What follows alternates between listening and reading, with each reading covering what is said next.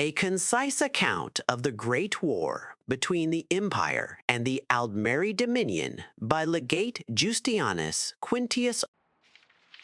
Author's note. Much of what is written in this book is pieced together from documents captured from the enemy during the war, interrogation of prisoners, and eyewitness accounts from surviving soldiers and imperial officers. I myself commanded the 10th Legion in Hammerfell and Cyrodiil until I was wounded in 75 during the assault on the imperial city. That said, the full truth of some events may never be known. I have done my best to fill in the gaps with educated conjectures based on my experience, as well as my hard-earned knowledge of the enemy. The rise of the Thalmor. Although it is not well known, Somerset Isle suffered from the Oblivion Crisis as much as Cyrodiil did. The elves made war upon the Oblivion invaders, occasionally even crossing over to close down Oblivion gates.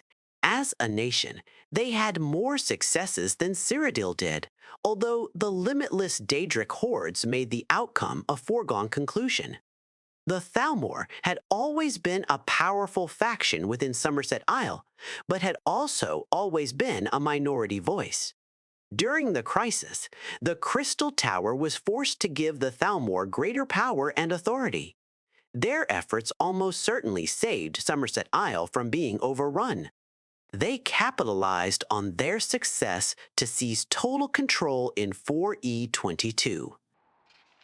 They renamed the nation Alinor, which harkens back to an earlier age before the ascendancy of man. Most people outside of the Aldmeri Dominion still call it Somerset Isle, either out of peevishness or ignorance. In 4E29, the government of Valenwood was overthrown by Thalmor collaborators and a union with Alinor proclaimed. It appears that Thalmor agents had formed close ties to certain Bosmeri factions even before the Oblivion Crisis.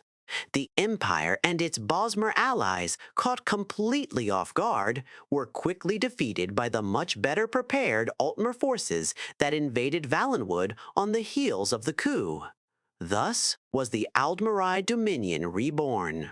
Shortly afterward, the Aldmeri Dominion severed all contact with the Empire. For 70 years, they were silent. Most scholars believe there was some sort of internal strife in Alinor, but very little is known of the factional struggles that went on inside the Dominion while the Thalmor consolidated its power in Somerset and Valenwood. In 4E98, the two moons, Massor and Secunda, vanished. Within most of the Empire, this was viewed with trepidation and fear. In Elsewhere, it was far worse. Culturally, the moons are much more influential to the Khajiit. After 2 years of the Void Nights, the moons returned. The Thalmor announced that they had restored the moons using previously unknown dawn magics. But it is unclear if they truly restored the moons or just took advantage of foreknowledge that they would return. Regardless of the truth of the matter, the Khajiit credited the Thalmor as their saviors.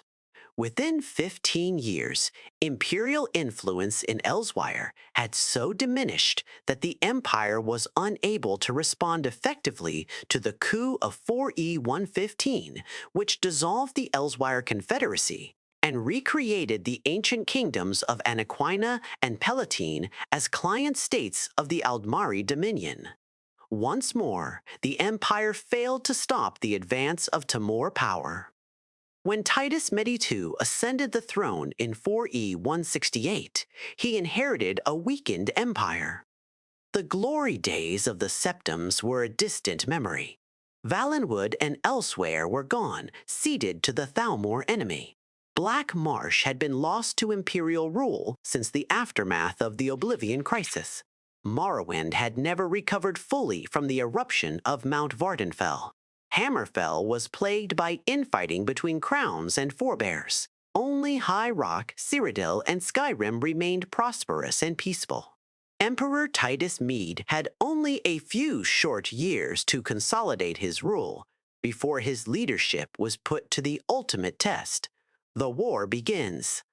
On the 30th of Frostfall, 4E 171, the Aldmiri Dominion sent an ambassador to the imperial city with a gift in a covered cart and an ultimatum for the new emperor. The long list of demands included staggering tributes, disbandment of the Blades, outlawing the worship of Talos, and ceding large sections of Hammerfell to the Dominion. Despite the warnings of his generals of the Empire's military weakness, Emperor Titus Mede II rejected the ultimatum. The Thalmor ambassador upended the cart, spilling over 100 heads on the floor, every Blades agent in Somerset and Valenwood. And so began the Great War, which would consume the Empire and the Aldmori Dominion for the next 5 years. Within days, Aldmori armies invaded Hammerfell and Cyrodiil simultaneously. A strong force commanded by the Thalmor general Lord Naarafin attacked Cyrodiil from the south, marching out of hidden camps in northern Elswire and flanking the imperial defenses along the Valenwood border.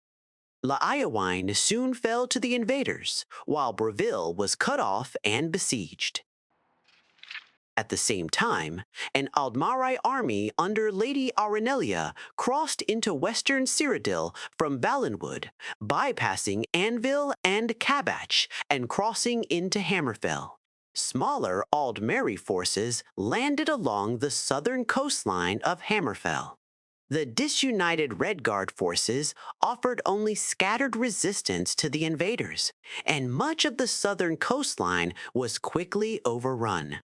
The greatly outnumbered Imperial legions retreated across the Alec-Desert in the now famous March of Thirst. 4E 172-173, the Aldmeri advance into Cyrodiil. It appears now that the initial Aldmeri objective was in fact the conquest of Hammerfell, and that the invasion of Cyrodiil was intended only to pin down the Imperial legions while Hammerfell was overrun. However, the surprising initial success of Lord Naarafin's attack led the Thalmor to believe that the Empire was weaker than they had thought. The capture of the imperial city itself and the complete overthrow of the Empire thus became their primary objective of the next 2 years. As we know, the Thalmor nearly achieved their objective. It was only because of our Emperor's determined leadership during the Empire's darkest hour that this disaster was averted. During 4E 172, the Aldmeri advanced deeper into Cyrodiil. Breville and Anvil both fell to the invaders. By the end of the year, Lord Naarafin had advanced to the very walls of the imperial city. There were fierce naval clashes in Lake Ramar and along the Niben as the imperial forces attempted to hold the eastern bank. In Hammerfell, the Thalmor were content to consolidate their gains as they took control of the whole southern coastline, which was, in fact, their stated objective in the ultimatum delivered to the Emperor. Of the southern cities, only Hegathi still held out. The survivors of the March of Thirst regrouped in northern Hammerfell, joined by reinforcements from High Rock. The year 4E 173 saw stiffening imperial resistance in Cyrodiil, but the seemingly inexorable Aldmeri advance continued. Fresh legions from Skyrim bolstered the Emperor's main army in the imperial city, but the Aldmeri forced the crossing of the Niben and began advancing in force up the eastern bank. By the end of the year, the imperial city was surrounded on 3 sides. Only the northern supply route to Bruma remained open. In Hammerfell, imperial fortunes took a turn for the better. In early 4E 173, a forebear army from Sentinel broke the siege of Hegathi, a crown city, leading to the reconciliation of the 2 factions. Despite this, Lady Arenilia's main army succeeded in crossing the Alec-Desert. The imperial legions under General Decianus met them outside Skaven in a bloody and indecisive clash. Decianus withdrew and left Aranilia in possession of Skaven, but the Aldmeri were too weakened to continue their advance. 4E174, the sack of the imperial city. In 4E174, the Thalmor leadership committed all available forces to the campaign in Cyrodiil, gambling on a decisive victory to end the war once and for all. During the spring, Aldmeri reinforcements gathered in southern Cyrodiil, and on 12th of Second Seed, they launched a massive assault on the imperial city itself. One army drove north to completely surround the city, while Lord Naarafin's main force attacked the walls from the south, east, and west. The emperor's decision to fight his way out of the city rather than make a last stand was a bold one. No general dared advise him to abandon the capital, but Titus II was proven right in the end. While the 8th Legion fought a desperate and doomed rearguard action on the walls of the city, Titus II broke out of the city to the north with his main army, smashing through the surrounding the Aldmeri forces and linking up with reinforcements marching south from Skyrim under General Jonna. Meanwhile, however, the capital fell to the invaders, and the infamous sack of the imperial city began. The imperial palace was burned, the white gold tower itself looted, and all manner of atrocities carried out by the vengeful elves on the innocent populace. In Hammerfell, General Decianus was preparing to drive the Aldmeri back from Skaven when he was ordered to march for Cyrodiil. Unwilling to abandon Hammerfell completely, he allowed a great number of invalids to be discharged from the legions before they marched east. These veterans formed the core of the army that eventually drove Lady Aranilia's forces back across the Alikar late in 74, taking heavy losses on their retreat from harassing attacks by the Alikar warriors. 4E 175, the Battle of the Red Ring. During the winter of 4E 174 to 175, the Thalmor seemed to have believed that the war in Cyrodiil was all but over. They made several attempts to negotiate with Titus II. The emperor encouraged them in their belief that he was preparing to surrender. Meanwhile, he gathered his forces to retake the imperial city. In what is now known as the Battle of the Red Ring, a battle that will serve as a model for imperial strategists for generations to come, Titus II divided his forces into three. One army with the legions from Hammerfell under General Decianus was hidden in the Colovian highlands near Chorrol. The Aldmeri were unaware that he was no longer in Hammerfell, possibly because the imperial veterans Decianus had left behind led Lady Aranilia to believe that she still faced an imperial army. The second army, largely of Nord legions under General Jonna, took up position near Chidenhal. The main army was commanded by the emperor himself and would undertake the main assault of the imperial city from the north. On the 30th of Rain's Hand, the bloody Battle of the Red Ring began as General Decianus swept down on the city from the west, while General Jonna's legionnaires drove south along the Red Ring Road. In a 2-day assault, Jonna's army crossed the Niben and advanced west, attempting to link up with Decianus's legions and thus surround the imperial city. Lord Naarafin was taken by surprise by Decianus's assault, but Jonna's troops faced bitter resistance as the Aldmeri counterattacked from Bravil and Skingrad. The heroic Nord legionnaires held firm, however, beating off the piecemeal Aldmeri attacks. By the 5th day of the battle, the Aldmeri army in the imperial city was surrounded. Titus II led the assault from the north, personally capturing Lord Naarafin. It is rumored the emperor wielded the famed sword Goldbrand, although this has never been officially confirmed by the imperial government. An attempt by the Aldmeri to break out of the city to the south was blocked by the unbreakable shield wall of General Jana's battered legions. In the end, the main Aldmeri army in Cyrodiil was completely destroyed.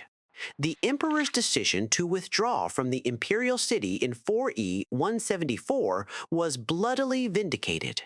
Lord Nyarethon was kept alive for 33 days, hanging from the white gold tower. It is not recorded where his body was buried, if it was buried at all. Once source claims he was carried off by a winged Daedra on the 34th day. The white gold concordat and the end of the war. Although victorious, the imperial armies were in no shape to continue the war. The entire remaining imperial force was gathered in Cyrodiil, exhausted and decimated by the Battle of the Red Ring. Not a single legion had more than half its soldiers fit for duty. 2 legions had been effectively annihilated, not counting the loss of the 8th during the retreat from the imperial city the previous year. Titus too knew that there would be no better time to negotiate peace, and late in 4E 175, the Empire and the Aldmeri Dominion signed the White Gold Concordat, ending the Great War. The terms were harsh, but Titus too believed that it was necessary to secure peace and give the empire a chance to regain its strength. The 2 most controversial terms of the Concordat were the banning of the worship of Talos and the cession of a large section of southern Hammerfell, most of what was already occupied by Aldmeri forces. Critics have pointed out that the Concordat is almost identical to the ultimatum the emperor rejected 5 years earlier. However, there is a great difference between agreeing to such terms under the mere threat of war and agreeing to them at the end of a long and destructive war. No part of the empire would have accepted these terms in 4E 171, dictated by the Thalmor at Swords Point. Titus too would have faced civil war. By 4E 175, most of the empire welcomed peace at almost any price. Epilogue: Hammerfell fights. On alone, Hammerfell, however, refused to accept the White Gold Concordat, being unwilling to concede defeat and the loss of so much of their territory. Titus too was forced to officially renounce Hammerfell as an imperial province in order to preserve the hard-won peace treaty. The Red Guards, understandably, looked on this as a betrayal. In this, the Thalmor certainly achieved one of their long-term goals by sowing lasting bitterness between Hammerfell and the Empire. In the end, the heroic Red Guards fought the Aldmeri Dominion to a standstill, although the war lasted for 5 more years and left southern Hammerfell devastated. The Red Guards say that this proves that the White Gold Concordat was unnecessary, and that if Titus too had kept his nerve, the Aldmeri could have been truly defeated by the combined forces of Hammerfell and the rest of the Empire.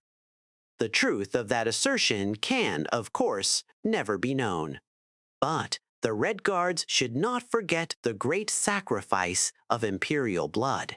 Breton, Nord, and Cyrodiilic, at the Battle of the Red Ring that weakened the Dominion enough to allow the eventual Second Treaty of Stros-Makai in 4E 180 and the withdrawal of Aldmeri forces from Hammerfell. There can be no doubt that the current peace cannot last forever. The Thalmor take the long view, as is proved by the sequence of events leading up to the Great War.